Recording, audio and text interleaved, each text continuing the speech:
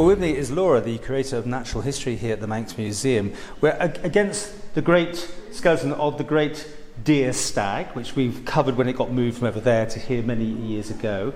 But the deer keep on coming, Laura. You've had an amazing, exciting discovery here. Yes, so a few weeks ago we had somebody call up and say that a lot of, a skeleton, not just a bone, but a skeleton they'd seen on the beach in Kirk Michael.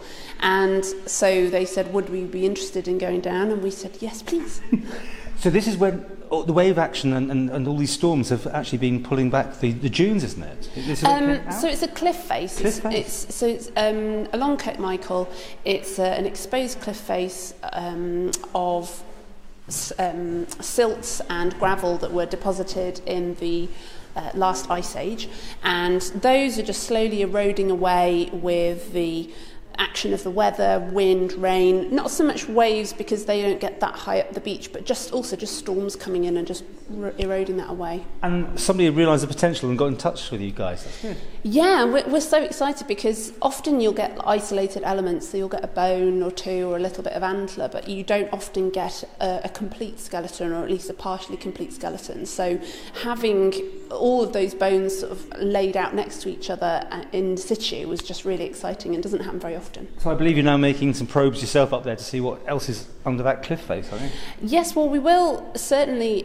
We're going to go back around May time and to see if there's anything else that we may be able to discover, but we think we got a lot of it. We did have a look at the time. Andrew Johnson, our archaeologist, he went out there and scrambled up and had to look to see if there was anything else there, but he couldn't see anything obvious. How important is it? Isn't this almost back to the Ice Age, these animals? Yes, that's right. So most of the specimens that we have in our collections range from around about 250 something years old to around 13,000 years old. So that's how long the time period that we're dealing with here. And that's when the Isle of Man was attached to the adjacent island, I'm guessing. Yes, so it's difficult because obviously it was all one landmass. The Isle of Man didn't exist as an entity back then, yeah. So it was all kind of just continental Europe and Asia at that time. Okay, so the work begins. You're obviously finding the thing, and you're putting together. It won't be quite as complete as this. I think you're missing bits and bobs. No, so kind of like the top half of the spine and the head and antlers. Unfortunately, the really spectacular bit are missing. But we have got a really good proportion of the back end of the animal.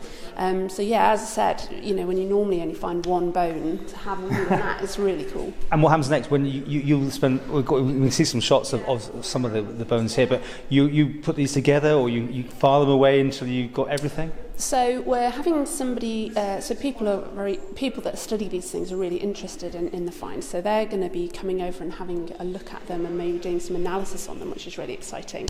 And in the meantime, we've got them in our storage facility, and it'll be, they're going to be looked after and made sure that they're stable until such time as they're going to be analysed. And I suppose to finish with, if anyone finds anything that they think might be up your street, they should get in contact, right?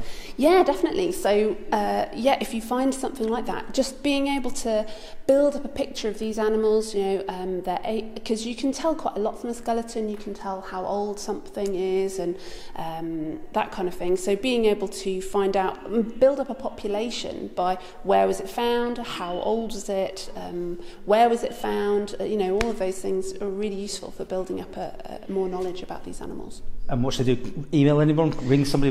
So they can email the museum and they can pass those inquiries on, or they can call us. So yeah.